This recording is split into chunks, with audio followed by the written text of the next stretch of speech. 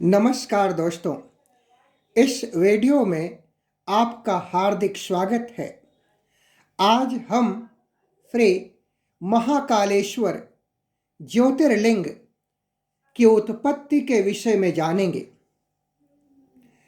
शिव पुराण के अनुसार भारत भूमि पर 12 विभिन्न स्थानों में ज्योति पिंड गिरने से धरती पर प्रकाश फैल गया। इन्हें ही सनातन धर्म में 12 ज्योतिर्लिंग की संज्ञा प्रदान की गई। इन ज्योतिर्लिंगों की स्तुति हमारे शास्त्रों में इस प्रकार वर्णित है।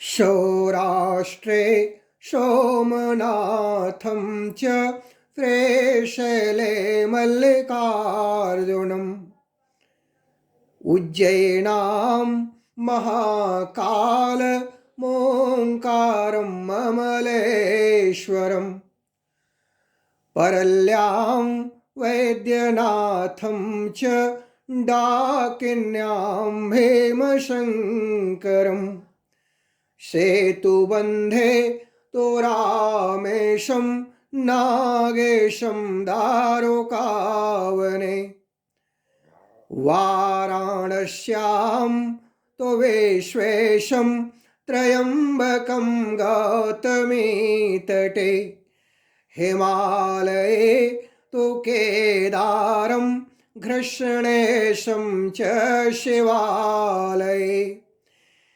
एतानि ज्योतिर्लिङ्गानि सायं प्रातः पठेन्नरः सप्तजन्म कृतं पापम् अस्मरणेन विनश्यति।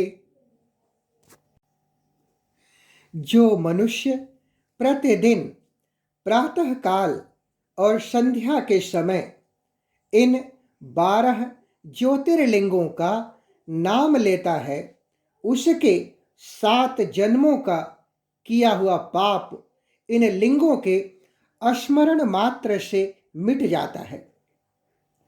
श्री महाकालेश्वर ज्योतिर्लिंग मध्य प्रदेश की धार्मिक राजधानी कही जाने वाली उज्जैन नगरी में पुण्य सलिला क्षिप्रा नदी के तट पर स्थित है। इस ज्योतिर्लिंग की विशेषता है कि यह एकमात्र दक्षिण मुखी ज्योतिर्लिंग है। यहाँ प्रतिदिन सुबह की जाने वाली भस्म आरती विश्व भर में प्रसिद्ध है। महाकालेश्वर की पूजा विशेष रूप से आयु वृद्धि और आयु पर आए हुए संकट को टालने के लिए की जाती है। उज्जैन वासी मानते हैं कि भगवान महाकाल ही उनके राजा हैं और वह ही उज्जैन की रक्षा कर रहे हैं। प्राचीन काल में उज्जैन उज्जयिनी के नाम से प्रसिद्ध था। इसे अवंतिकापुरी भी कहते थे।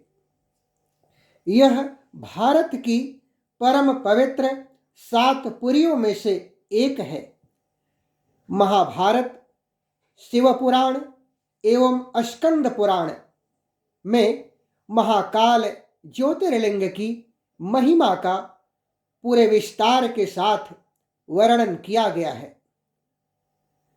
इस ज्योतिर्लिंग की कथा पुराणों में इस प्रकार वर्णित है।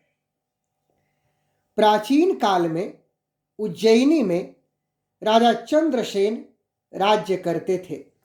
वे भगवान शिव के परम भक्त थे। एक दिन श्रीकर नाम का एक 5 वर्ष का गोप बालक अपनी मां के साथ उधर से गुजर रहा था। राजा की शिव पूजा देखकर उसे बहुत विस्मय और कौतूहल हुआ। वह स्वयं उसी प्रकार की सामग्रियों से शिव पूजन करने के लिए लालायित हो उठा। सामग्री का साधन न जुट पाने पर लौटते समय उसने रास्ते से एक पत्थर का टुकड़ा उठा लिया। घर आकर उसी पत्थर को शिव रूप में स्थापित कर पुष्प चंदन आदि से परम श्रद्धा पूर्वक उसकी पूजा करने लगा। मां भोजन करने के लिए बुलाने आई, किंतु पूजा छोड़कर उठने के लिए वह किसी भी प्रकार तैयार नहीं हुआ। अंत में मां ने झल्लाकर पत्थर का टुकड़ा दूर फेंक दिया। इससे बहुत ही दुखी होकर वह बालक जोर जोर से भगवान शिव को पुकारता हुआ रोने लगा। रोते रोते अंत में बेहोश होकर वहीं पर गिर पड़ा। बालक की अपने प्रति यह भक्ति और प्रेम देखकर भगवान भोलेनाथ अत्यंत प्रसन्न हो उठे। बालक ने जैसे ही होश में आकर अपने नेत्र खोले तो उसने देखा कि उसके सामने एक बहुत ही भव्य और अति विशाल स्वर्ण और रत्नों से बना हुआ मंदिर खड़ा है। उस मंदिर के अंदर एक अत्यंत प्रकाशपूर्ण भास्वर तेजस्वी ज्योतिर्लिंग उपस्थित है। बालक प्रसन्नता से भाव विभोर होकर भगवान शिव की स्तुति करने लगा। मां को जब यह समाचार प्राप्त हुआ तो उसने दौड़कर अपने पुत्र को गले लगा लिया। राजा चंद्रसेन ने भी वहां पहुंचकर बच्चे की भक्ति और सिद्धि की बड़ी सराहना की। इतने में उस स्थान पर भक्त शिरोमणि बजरंग बली प्रकट हुए और बोले कि भगवान शिव शीघ्र फल प्रदान करने वाले देवताओं में सर्वप्रथम है, इसीलिए तो उनके भक्त उन्हें आशुतोष अवधरदानी कहते हैं। इस बालक की भक्ति से प्रसन्न होकर उन्होंने इसे ऐसा फल प्रदान किया है जो बड़े बड़े ऋषि मुनि करोड़ों जन्मों की तपस्या से भी प्राप्त नहीं कर पाते। हनुमान जी ने यह भी बताया कि इस गोप बालक की 8वीं पीढ़ी में धर्मात्मा नंद गोप का जन्म होगा। द्वापर युग में भगवान विष्णु कृष्णावतार लेकर उनके घर बाल लीला करेंगे। हनुमान जी इतना कहकर अंतर्ध्यान हो गए।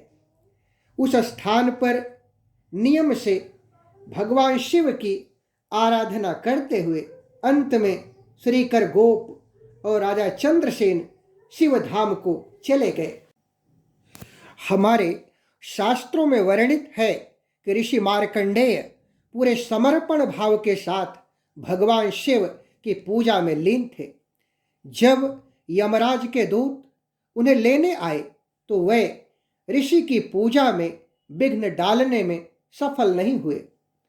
यम दूतों को असफल होता हुआ देख स्वयं यमराज को ऋषि मार्कंडेय को लेने के लिए पृथ्वी पर आना पड़ा। यमराज ने एक फंदा ऋषि मार्कंडेय की गर्दन में डालने की कोशिश की, लेकिन गलती से वो फंदा शिवलिंग पर चला गया। यमराज के इस कृत्य से बाबा परम रौद्र रूप में प्रकट हुए और भयभीत यमराज को यमलोक वापस जाने का निर्देश दिया तथा ऋषि मार्कंडेय की भक्ति से प्रसन्न होकर उन्हें अमर कर दिया। ऐसी मान्यता है कि जो भक्त पूर्ण समर्पण से इस ज्योतिर्लिंग की पूजा उपासना करता है, बाबा उसकी आयु पर आया हुआ संकट टाल देते हैं। इसीलिए इस परम पवित्र ज्योतिर्लिंग को महाकाल के नाम से जाना जाता है। ओम कर्पूर गौरम करुणावतारम संसार सारम भुजगेन्द्रहारम सदा वसन्तं हृदयारविन्दे भवं भवानी सहितं नमामि। जो कर्पूर जैसे गौरवर्ण के हैं, करुणा के अवतार हैं, संसार के सार हैं और भुजंगों का हार धारण करते हैं, वे भगवान शिव माता पार्वती के साथ मेरे हृदय में सदैव निवास करें और उन्हें मेरा नमन है। यदि वीडियो पसंद आए तो इसे लाइक व शेयर करें। दोस्तों, भक्ति सरोवर अपनी संस्कृति और अपने अतीत से जुड़ने का मार्ग है, अतः इस चैनल को सब्सक्राइब करके अपना अमूल्य समर्थन प्रदान करें। धन्यवाद।